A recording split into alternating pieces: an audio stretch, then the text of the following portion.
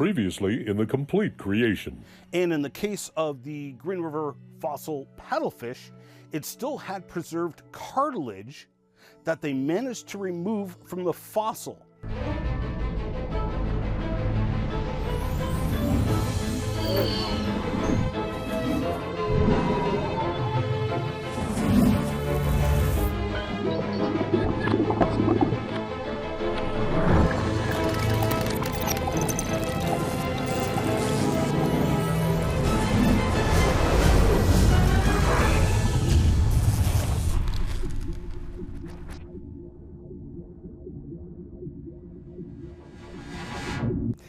Thank you for joining me again. I'm your host, Ian Juby. In the last episode, we were looking at historical scientific accounts of finding dinosaur blood still preserved, even with their reddish color intact, in dinosaur bones.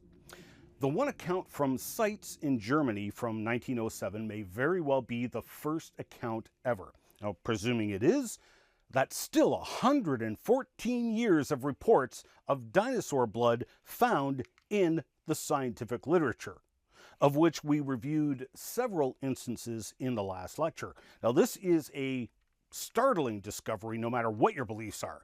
Even as a young Earth creationist who believes my Bible's account of Earth's history, which claims that the dinosaurs, all of life, yea, the planet and the whole universe, were all created by God a mere 6,000 years ago.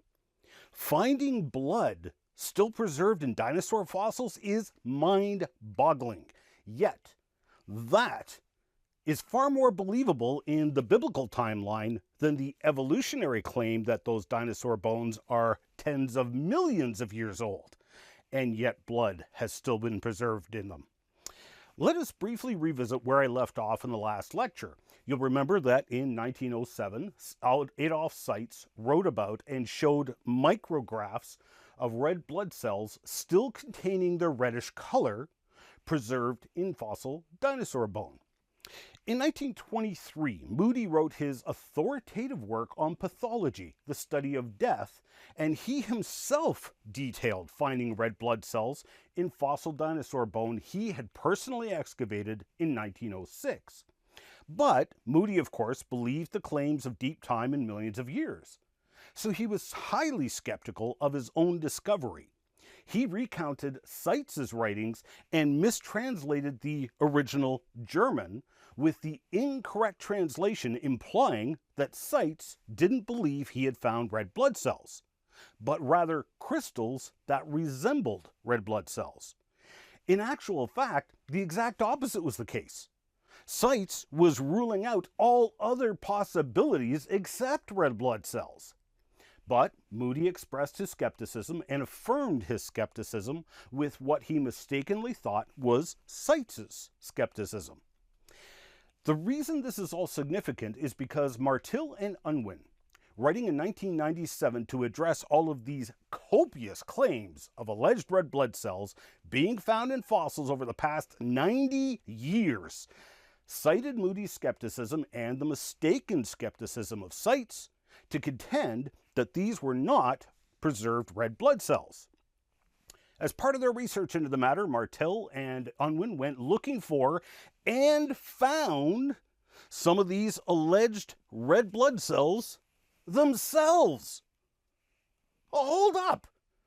Just how common is it to find preserved red blood cells in dinosaur fossils? Judging by the copious numbers of reports, apparently pretty common. Martil and Unwin argued that what people were actually seeing were pyrite framboids. Pyrite is known as fool's gold and is very common in the fossil record. In fact, Vance Nelson and I, when we were exploring the coal seams of Point Coney in Nova Scotia, the coal seams, of course, contained copious fossils. Vance pointed out how many of the fossils now were actually petrified by pyrite. You can see this fossil wood has the goldish color of the pyrite. I had never actually seen this myself before that day, so this was new to me and frankly very surprising.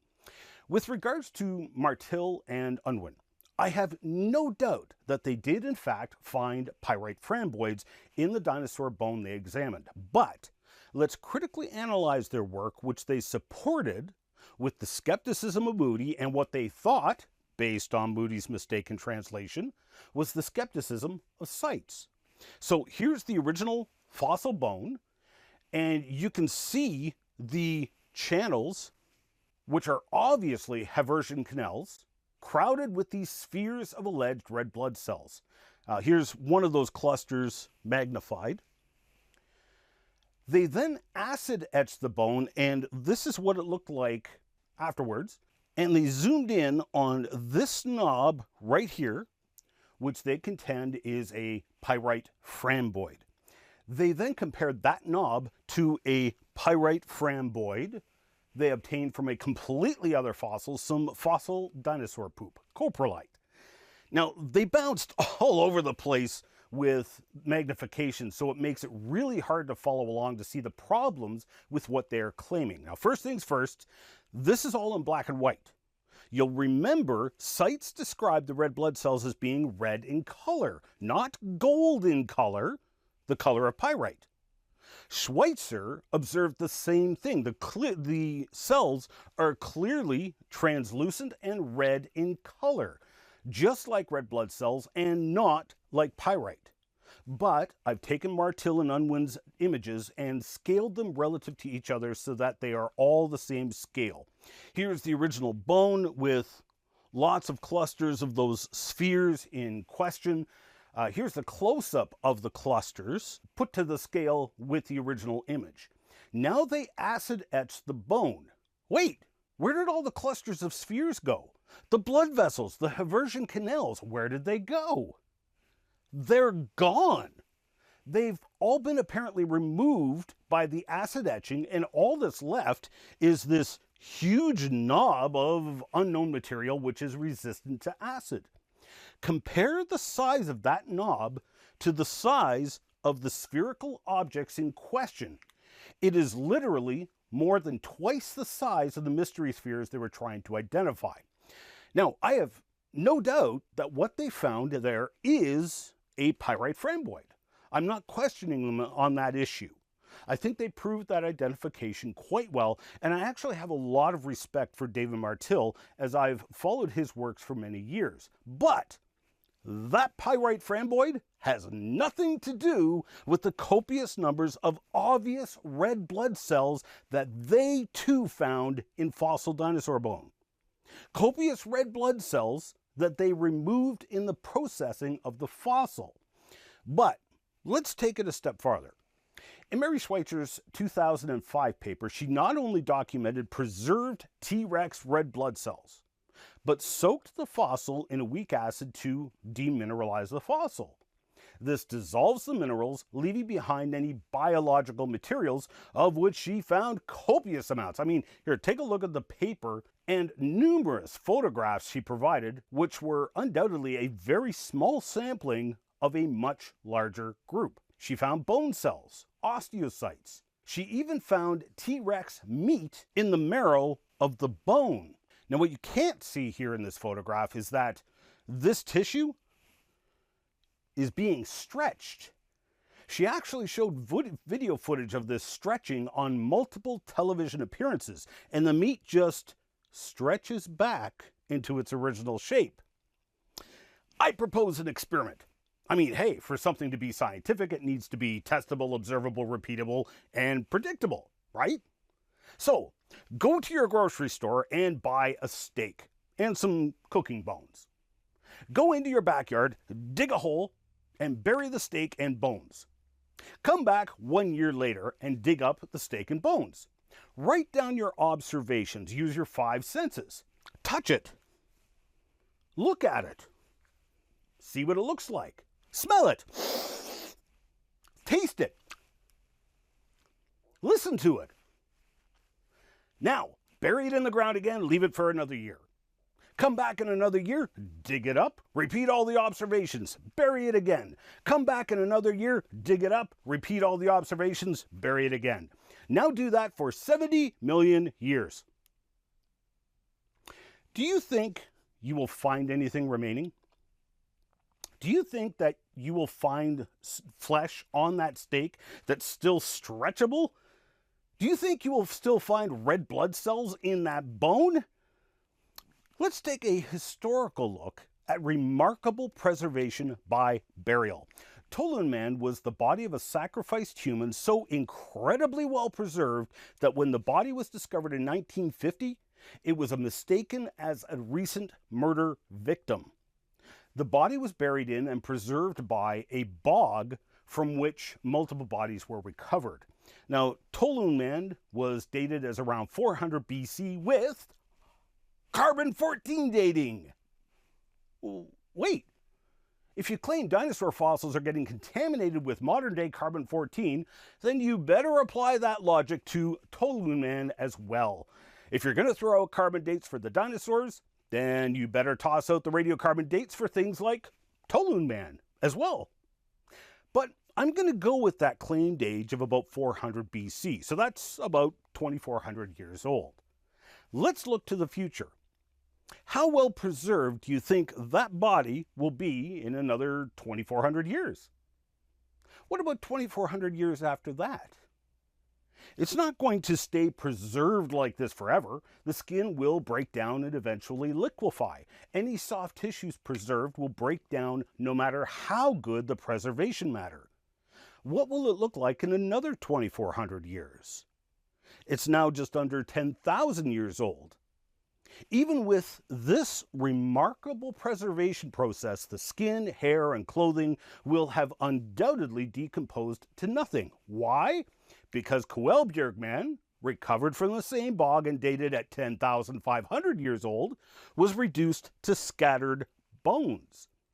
Now again, I don't believe these dates from Hansen et al.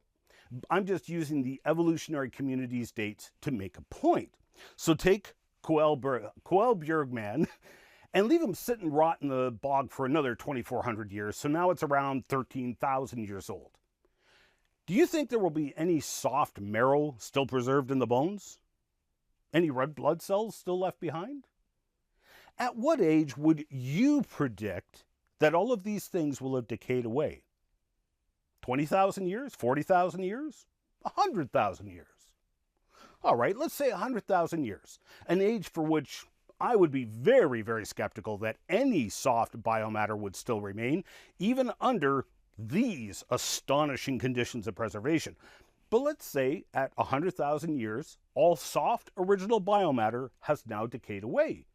Let's leave the body sit and rot for another 100,000 years. Anything going to be left? Let's let it sit and rot for another 100,000 years. You're now at 300,000 years old, and you have to wait another 69,700,000 evolutionary years to get up to the alleged age of the dinosaur bones. To suggest that the best preserved mummies ever found can be representative of a natural way to preserve dinosaur soft tissues and blood cells for 60 to 70 million years is absurd in the highest order. The evidence strongly supports that the dinosaur remains are on the order of thousands of years old, not millions. So, with the numerous reports over the past century of original biomatter from plants and animals still preserved in the fossils, the Creation Research Society launched the iDino project, specifically focusing on preserved dinosaur remains. They went to the dig site run by the Glendive Dinosaur Fossil Museum in Glendive, Montana. Do stop in and visit the museum. And if you are able, attend one of the dinosaur digs where you can go and participate in an actual paleontological excavation in the dinosaur bone beds of the world-famous Hell Creek Formation. So, CRS went to the Glendive dig site and struck gold. They found and excavated a Triceratops horn. The first bone collected for the iDino project, and Mark Armitage reached into the inside hollow of the horn and pulled out entire sheets of bone cells, original bone cells. The sheets were so well preserved that they were still stretchy, just like the T-Rex meat that Schweitzer and her team had found. All of this with no preparation to the fossil, no acid solutions, no preservers, nothing. If you catch the Soft Served Dinosaur, episode 26, season 3 of Genesis Week, Mark kindly shared with us video footage of him stretching the sheets of Triceratops bone cells under a microscope. If you recall, I started this discussion in response to the now falsified contention that one cannot carbon date fossils because there is no biomatter left.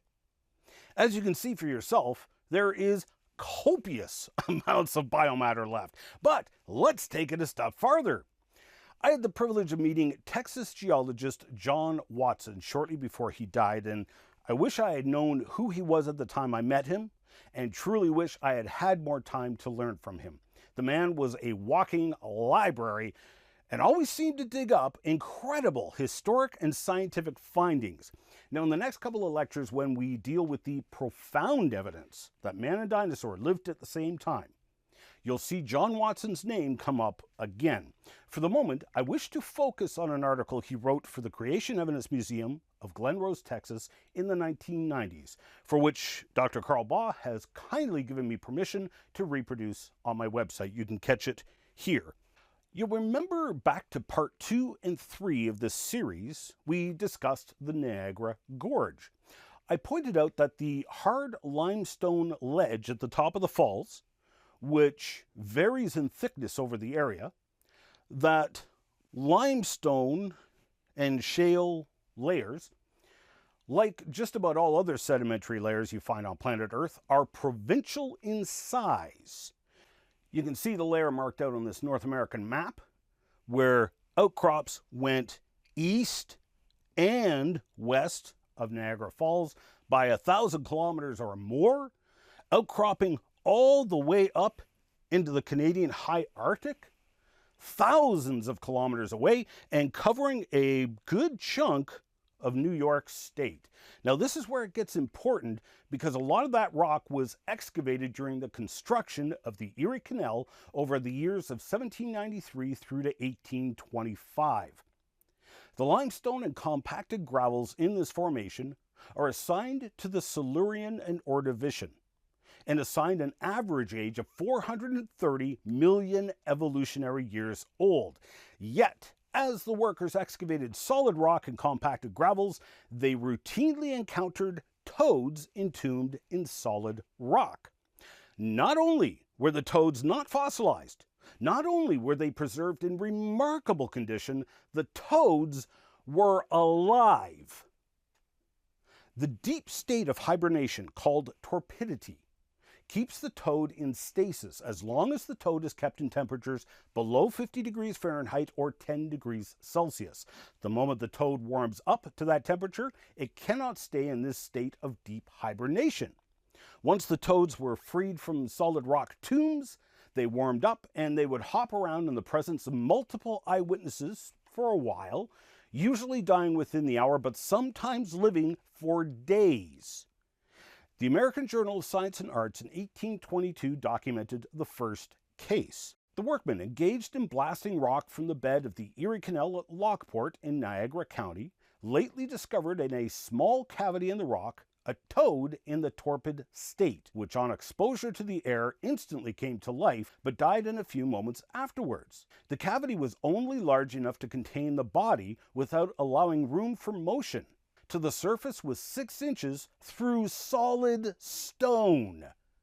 Please notice that the cover of this issue, the article which contains the footnotes about the torpid toads found in solid rock, is an article of alleged fossil human footprints found in a rock on the shores of the Mississippi River at St. Louis. Rocks that today are assigned an age way before the time man was alleged to have evolved. We'll take a close look at the copious fossil human footprints found in the fossil record in the next lecture. To say that there was numerous reports like these living toads is an understatement. Another report from 1829 showed the skepticism from the scientists of the day, scientists which became convinced upon further investigation of the reports. The discovery of toads in secondary rocks is often announced in public journals. A very particular account was published in the newspapers of one found at Lockport, while they were cutting the canal bed in geodiferous lime rock. I collected all the facts in my power and examined the rock from which it was taken. The evidence would have been sufficient to establish any ordinary fact, but there seemed to be so many ways for illiterate laborers to deceive themselves that I took no further notice of the report. But I have since received an account of a large dark brown toad being found in a rock of millstone grit near Whitesboro, which I cannot hesitate to believe. While laying the cellared wall of Mr. Sill's house, the stonemasons had occasion to split a large stone from the quarry which I call the millstone grit. It was perfectly close-grained and compact. On opening it, they discovered a black or dark brown spherical mass about 3 inches in diameter in a cavity which it filled. On examining it particularly, they found it to be a toad, much larger than the common species and of a darker color. It was perfectly stupid, or in a stupor. It was laid upon a stone and soon began to give signs of life. In a few hours, it would hop moderately on being disturbed. They saw it in the yard moving about moderately for several days, but it was not watched by them any farther, and no one observed it farther movements. They laid one half of the stone in the wall so that the cavity may still be seen. The author goes on to rule out speculations of how a modern frog could have gotten into solid rock, and that this toad must be from before the time of Noah's flood. But frogs and toads found deep below the surface in impenetrable, undisturbed clays and compact gravels was quite common. In the 1831 issue of the American Journal of Science and Arts, they provide details and multiple eyewitness accounts of several of the probably dozens of reports. In answer to the inquiry respecting frogs and toads, I can only say generally that nothing was more common than to find very far from the surface of the earth these animals apparently in perfect health and vigor. They provide multiple eyewitness accounts of one such toad broken free from a cavity in solid limestone. The report that a living toad was found in limestone rock at Lockport in 1822 I well remember. On breaking into a cavity in the stone, a toad fell out and jumped several times. It soon died. Identical reports came out of England, where individual toads, including one turned white, and even small groups of toads were broken free from solid limestone, slate, and sandstones. The workers on the Erie Canal also found hundreds of clams still alive in the diluvial deposits, get this, 45 feet, 15 meters underground. Now, this was before the advent of Lyell's Deep Time and Darwin's heretical book. So the scientists of the day considered these to be ancient deposits from Noah's flood. As if intending to make a point, workers fried some of the clams and ate them. Notice what the author specifically states in his report. He was not questioning the claims of finding living animals buried deep underground. He wanted to settle in his heart that these deposits were in fact ancient, from the time of Noah's flood in his mind. I need not be prolix or wordy in the enumeration of facts of this kind, as similar cases are frequently recorded. My object is to present a case where the deposit is decidedly diluvial. Consequently, these animals must have lain from the time of the deluge, Noah's flood, for the earth in which they are found is too compact for them to be produced by a succession of generations. Therefore, the lives of these animals are greatly prolonged by exclusion from air and light, and their natural age is more than 3,000 years. Notice also that the author throws in a very valid dig against Darwin and his theory of evolution. It should be noted the author was referring to Erasmus Darwin, Charles Darwin's grandfather, as Charles had not even published his theories yet. Now, while this may surprise some, in a few lectures we're going to see that theories of evolution did not start with Charles, and in fact, the first theories were before the time of Christ. When we get to what would Jesus believe, we'll see why that is significant. These discoveries led to a series of rather cruel and unusual experiments with toads by multiple scientists trying to understand this torpidity. So many reports that I simply do not have the time to compile them here, but they will be listed in the references provided with this video. There were so many reports of living animals being found in solid rock that it wasn't a question of were these legitimate discoveries or was it actually happening, but rather the scientists were asking the question, how was it happening? And that was from scientists of the day who still believed these rocks were a mere 4,000 years old or so. Today, those rocks and deposits are considered Silurian and Ordovician, an average of 430 million evolutionary years old. These reports were publicized before Old Earth became vogue, which boosted the age of these deposits from 3,000 to 4,000 years old to an unprovable assigned age of 430 million years old. Judge for yourself. Which age has more credence and possibility? The examples of original biomatter still being found in fossils and even living organisms from allegedly ancient rocks are far too numerous to include in this lecture. Obviously, there is biological material there that can be carbon dated. Alas, I am out of time for this part. I hope you'll join me again where next we'll explore the evidence that humans lived alongside the dinosaurs. Coming up in the next complete creation. So the human stepped in the limestone before the dinosaur came along and stepped in the mud, clipping the freshly made human footprint with its middle toe. Now, one could argue that in this case, humans appeared in the fossil record before the dinosaurs. You can catch the entire series in a variety of ways. You can watch the show online at www.completecreation.org or www.genesisweek.com. You can also purchase the Complete Creation series in full high definition on Blu-ray or video on demand at completecreation.org. Or support the Miracle Channel with a monthly tax-deductible donation and access the entire Complete Creation series in high definition through Corco, Miracle Channel's video-on-demand service. We need your support to keep this program on the air. So please pray for us. And if you wish to financially support the program, Canadians can make a tax-deductible donation to Core Ottawa, Canada North Post Office Box 72075, Ottawa, Ontario, Canada, K2K2P4. Or you can make a donation via PayPal online at ianjuby.org/donations. And thank you for your support.